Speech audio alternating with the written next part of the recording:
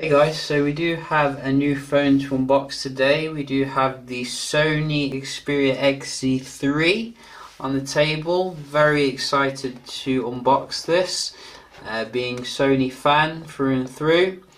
Last Sony I bought was the XZ2, which was decent, but didn't really stand out from a very competitive smartphone landscape. So this is coming with an OLED display, which I think is the main kind of selling point, 4K as well. It's also very affordable compared to some other flagship phones, which you can get one of these for about 600, 700, so not cheap, but quite affordable handset, and that is pretty good pricing from Sony here. Hopefully it will be successful. So let's just have a look and see what it looks like here. Wow, you just gotta love Sony design when it comes to the box. It's very kind of understated, minimalistic here. And let's just take this out here. So you can see it's stuck in a little bit. There we go. And this is the slab, as you can see. First impressions feels a little bit like a Samsung handset here in terms of the build, but it does feel a bit more metallic here around the edges, which is good. You do have a Type-C at the bottom there. We're just going to see what else you get in the box here before we unwrap the phone. See if Sony's being generous in late 2018. So you get your Sony Xperia Care. You get a charger here. Is it a fast charger? It looks like it. So that is quite nice to see bundled.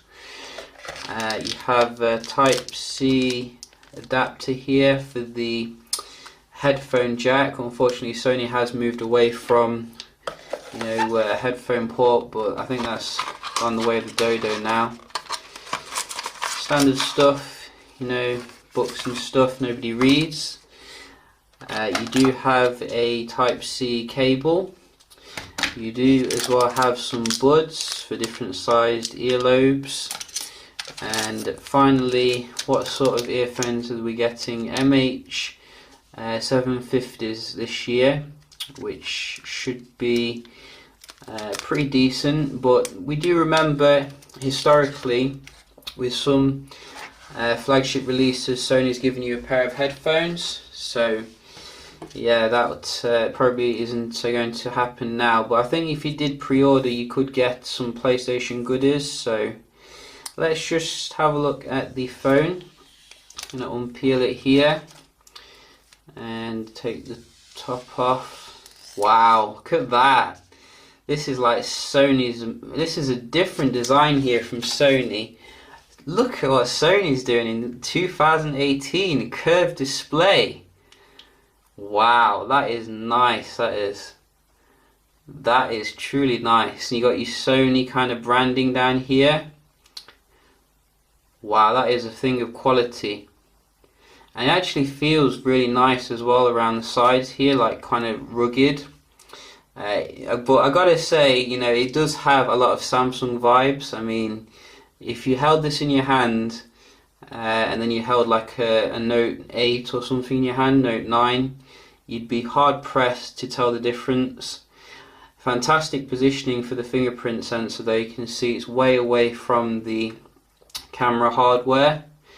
I think you're getting the 19 megapixel camera here, which should be a little bit improved from last gen. So very nice looking handset though. You can see that they've really gone back to the drawing board and made a different design here. So let's just turn it on, see what it looks like.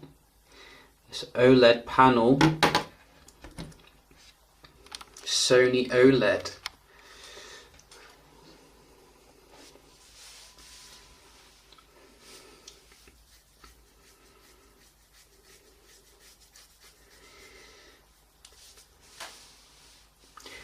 So we just go through the settings here. You can see we have the familiar like set up here with Sony handset. Does it move around? A little bit, but maybe we can keep it a bit steady. So we'll just go through this nice and fast.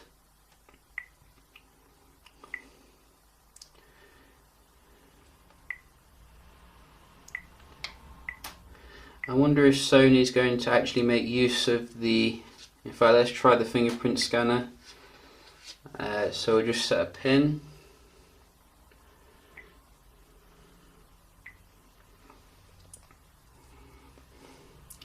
So find it on the back here, and you can see that is rapid as hell. Look at that, that's probably the fastest fingerprint scanner I've ever seen in my life. So it's literally like less than 5 seconds. That is amazing. So we'll just carry on here. XPERIA services. Anything else? Nice fast setup process. No fluff. And you're in. Look at that. That is nice, that is. Wow, look at this UI. They've actually made an effort here. They made some new like stuff here. Double tap the sensor here. What is that? So side sense, as you can see. So yeah, I think this is going to take some getting used to. You can see we've got different apps you can put. I think these are like your favourite apps and toggles, etc. You probably get access to that through double tapping. Is it? Somewhere down here. There we go. So nice, innovative kind of way of doing things, which is pretty good. Let's have a look at the software. It feels really nice and kind of clean here. You know, not bogged down or anything. Feels quite airy. And it looks like they've really made a difference, you know, to the software. I mean, it's completely different to the XE2. I was expecting it to be similar to that, like a little bit kind of the same old stuff, but I mean, look at this. This is fantastic stuff.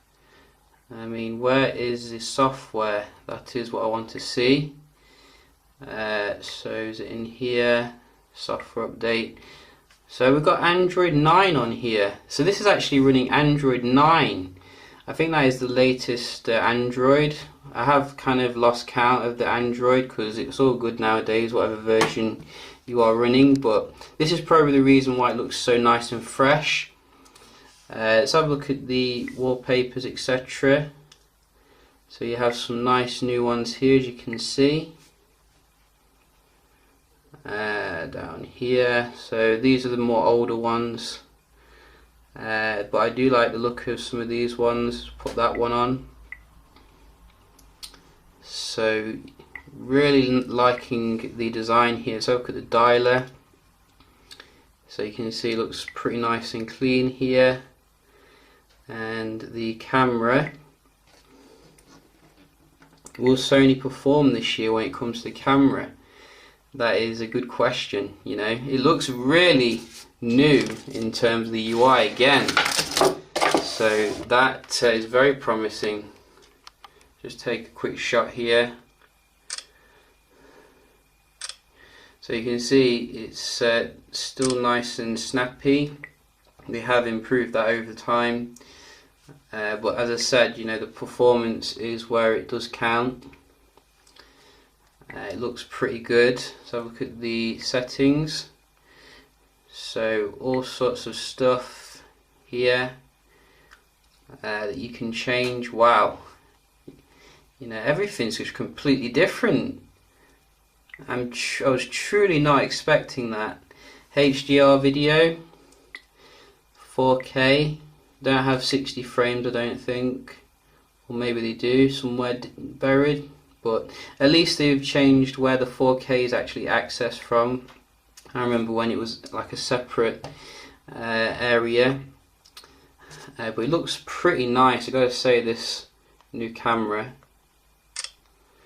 And you can see you have all sorts of modes here on the left. This one, what's this? Macro. So there's the actual other modes that we do know and love. That's your manual mode, where you can change some of the settings. So, you know, props to Sony here for actually, you know, making a whole new UI on their phone. I will be doing some videos on this one, comparing against some other high-end phones, but first impressions here, this looks like a really solid alternative to some other handsets that are coming out. You can see this is the brightest the OLED does get, which is very nice and bright. Let's just have a look at some content as well before we wrap the video off. Because I think this is running a 4K display, so we just connect to the internet.